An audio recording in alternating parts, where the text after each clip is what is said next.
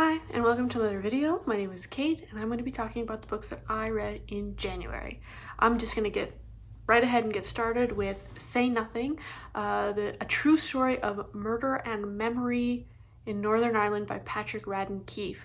Hopefully I've said all that right. I returned the book to the library, so I don't have it in front of me anymore. This book is like an actually productive true crime piece of journalism compiled by a bunch of interviews on both sides of the conflict of the Troubles in Northern Ireland. It's like a several decades long narrative about the characters and the conflict and the strife. It talks about the ins and outs of like a paramilitary movement, moral ambiguity, and it adds a lot of context to a complicated place and a complicated history. This followed several dark and devastating storylines such as the abduction of a mother, the development of revolutionaries such as Dolores Price. It was violent, it was cold, it was at the same time just teeming with life and this interconnected weave of stories between these people and the oppression that contextualized the Troubles in the first place, the way Catholics were treated in Northern Ireland, the way Protestants were treated in Northern Ireland, Northern Ireland's relationship with both the United Kingdom and the Republic of Ireland. So it definitely is like an important piece of text if you want to understand those three places. And I certainly feel like, and I always say this, I like reading books to feel like a better global citizen, and this felt like, because I have Irish friends and that I've been to Belfast and couldn't really grapple with what was happening, I just felt that the history was really intimidating and that it was so complicated that it just felt hard to understand in the moment. And for these several years of me consuming different content about the Troubles, for example, like Derry Girls on Netflix, excellent show by the way. So this feels like an important piece of historical context for this place. And it sounds like I'm giving it a rave review, which maybe I am, because I do feel like this is an important book to read and I will continue to recommend it wholeheartedly. However, there was some elements of it that were a little difficult to grapple with, I suppose. For example, because it was covering so many different characters, it relied really heavily on cliffhangers at the end of every chapter. You know, some guy is bleeding out in the living room, and then the chapter ends, and then you're seeing 10 other people before you circle back to his story. That was a bit jarring, and you get a bit of whiplash trying to keep up with all of these storylines all at once. And I wouldn't know the exact way to, to fix that if I was editing it, just because it is a dense story and that there is a lot to cover. Furthermore, I felt that after the Troubles ended and you had the Good Friday Agreement and you're into the 90s, we're seeing our heroes, our characters, post Troubles as they age, and what the political landscape of Northern Ireland was like after the Troubles. And that was just not as interesting as the Troubles themselves, which is kind of a weird critique. However, the book did cover a lot of like post-Troubles political landscape that just felt like it dragged the ending of the book down, and like it maybe overstayed its welcome by about 50 to 100 pages.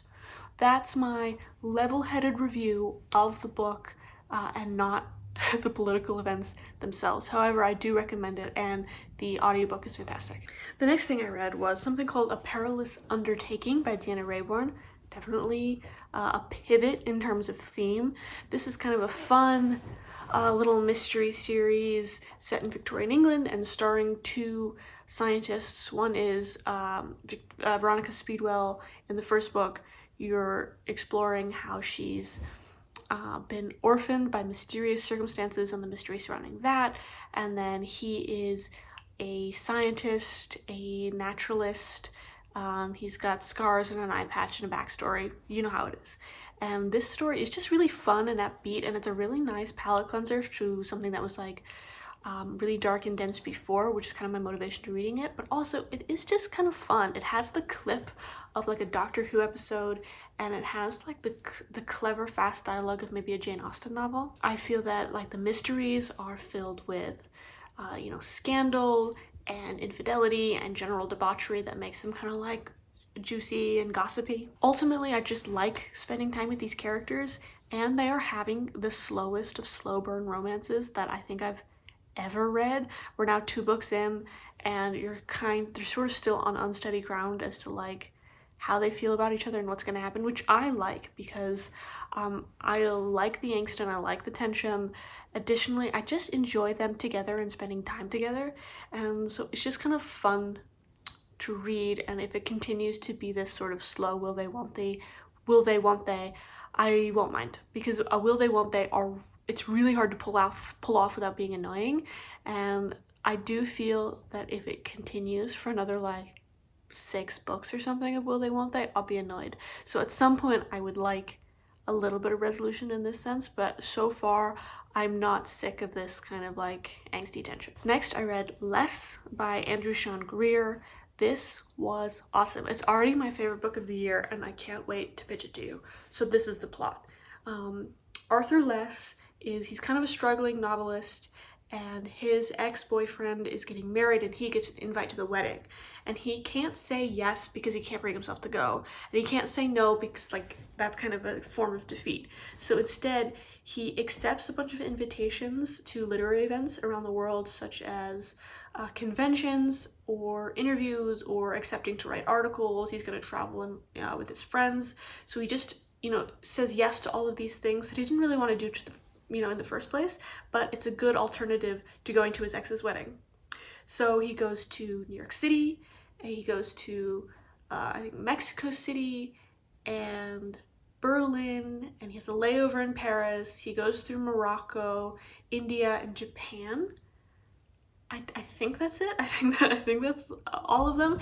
And I like traveling, and I've been to many of these places, so it's really fun to you know, go back to them, but also like the spirit of travel and his like little misadventures, because he's kind of this awkward, he's having a midlife crisis, but he's still inherently really likable, and that the travels give like good platform to reminisce on the interesting parts of his life, such as past relationships, how he got into writing.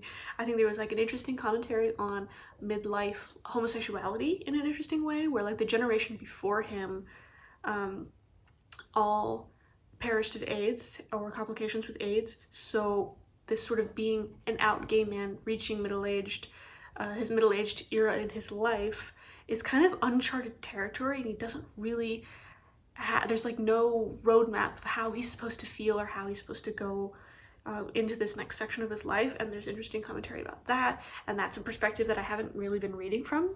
And so I love this new perspective. I think it's so well written, some of the best sentences ever, and it's so funny. It's such a funny book, like laugh out loud funny, which I never laugh out loud in a book. Sometimes, you know, you like snort or breathe through your nose as like that's the laughter at a joke in a book, but like I'm actually giggling both at the audiobook, both at reading it with my eyes, and it's like truly genius. I love what he was able to accomplish with the theming and the writing and the humor and the character. It was just such a blast. So I urge everyone to read it. I would have read it in 24 hours had I not had like responsibilities such as a husband and a job. So instead I read it in 2 days instead of 1, but it's like really so bingeable, consumable. Please read it. It's like the best ever. It's definitely for sure gonna be in my top 10 at the end of the year, which I love knowing when a book is going to be in that top 10 this early. Next, I read Funny Story by Emily Henry. This is not a book that I would typically reach for, but if you watch my New Year's resolution video, I talked about wanting to read more outside of my comfort zone, and also wanting to read like popular books that everybody else is reading, because I just want to be let in to the big secret. And Emily Henry is like a mass internet preoccupation. Her books, and they're now starting to have on-screen adaptations, and she's a romance writer that gets like a lot she's very esteemed sort of in the space of my demographic of women and my age. And I think that I just wanted to go into it with an open mind, and I wasn't disappointed. I think it was pleasant and it was decent. It's about like, it's really hard to explain. It's kind of a convoluted setup for a story, and I forget the characters' names, but there is a girl and she's dating somebody and he leaves her for his childhood best friend, and then she doesn't have a place to live, so then she moves in with that childhood best friend's ex-boyfriend. Is that making sense? So the only thing these two people have in common is that their biggest heartbreaks of their life, um, they are now dating each other and are getting married. Does that make sense? And so she's trying to get her life together so that she can like move out of the apartment. It's not the best living situation in the world, but then of course they grow to like each other, etc. And the concept is kind of neat, and I had an enjoyable sort of, it's a summery kind of read because it takes place over the summer very explicitly, and so it's kind of like it's atmospheric about, with kayaking and farmers markets, etc. But ultimately, I felt that there wasn't enough tension and angst for me, and I mean, the writing itself was lean, efficient. The dialogue, the banter, which you have to have in a romance novel, I suppose, was pretty good. I thought she was pretty good at writing dialogue. So it was fine. It was interesting. I think there was some elements in there that shows that she does have a mind for storytelling. So I am interested in reading her most recent book, Great Big Beautiful Life, I think. And Emily Henry fans, some of them didn't like it because it was more literary than it was romantic. So I think I'm gonna try that one next, just to see if I vibe with her writing more in that context. Because if she continues to lead a bit more literary as her career goes on, because I think she's written like 6 romances, so maybe she's gonna lean out of it. I don't know, we'll see. So I'm gonna try and read that one next. And if you're interested in this book and my feelings towards it, stay tuned because I have a romance reading vlog planned, and I'm currently in the middle of filming it as I read several different romance novels in the spirit of Valentine's Day and give my live reactions to them as I figure out like if I like this genre, what I could like about it, and like general exploration out of my comfort zone.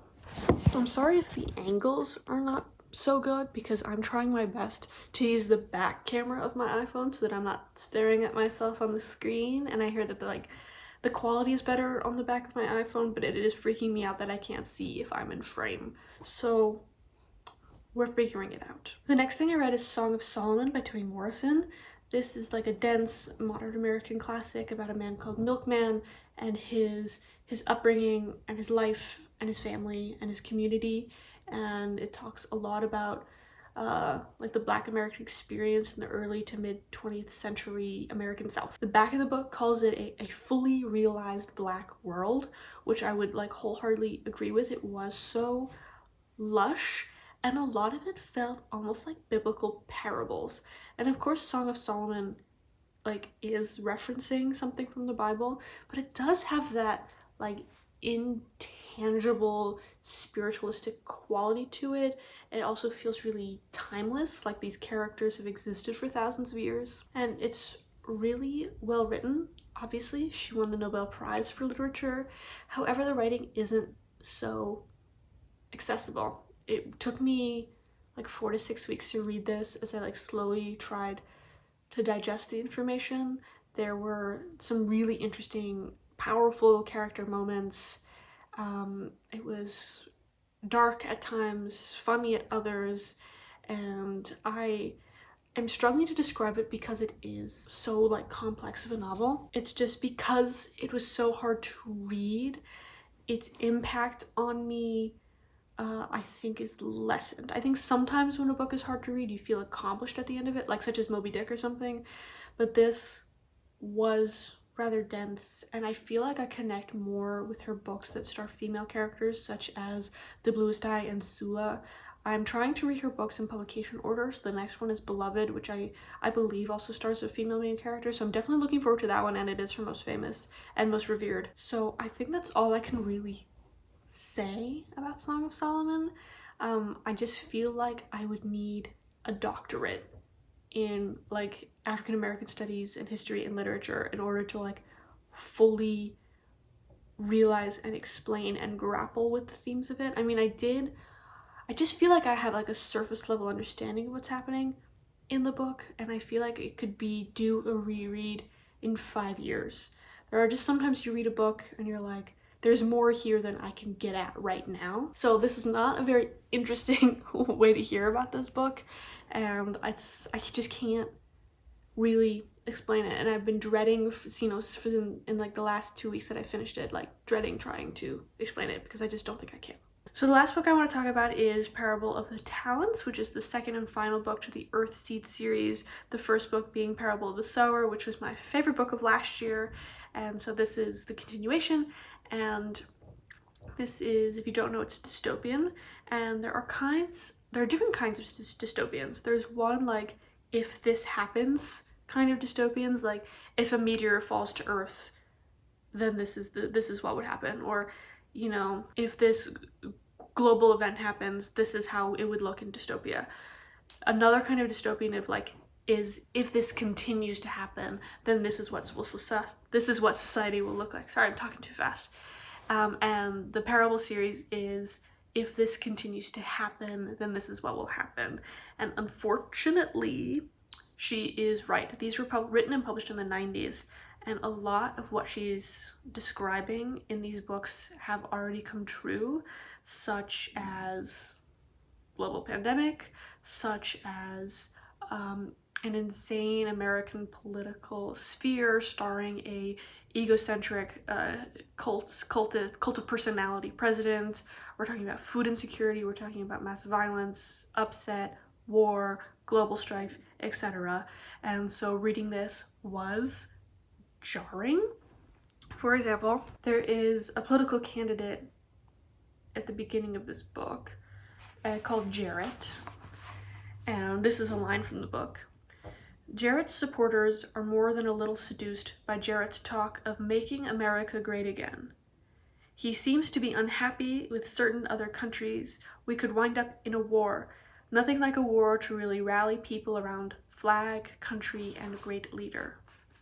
So you can imagine how the rest of this book goes. If the first book is about like hard-won truths and the hope that brings you to the other side of adversity, this book is more about like preserving that hope and your ideals and your philosophy when you're pounded down to zero over and over and over again, and what do you have when you have nothing over and over and over again. Additionally, it's about preserving hope and community when keeping a community intact is a nearly impossible task. And this book knows no limit in terms of the violence and depravity and the desperation that people put each other through, and the evilness that human beings enact on each other in times of darkness. It's truly both apocalyptic and medieval, and you can see it even now in global events of what evilness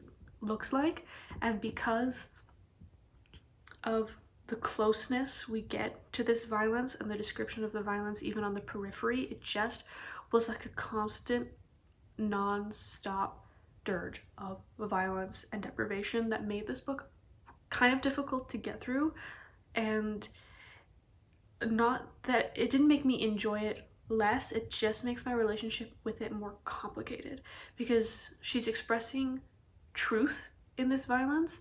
However, it did impact my mood when I wasn't reading it, especially because of things like Sudan and Minneapolis and all these other places around the world that are echoing the themes of the book, that it just was like a lot to get through. However, it was philosophically rewarding, with the author sort of dissecting her own philosophy that she established in the first book.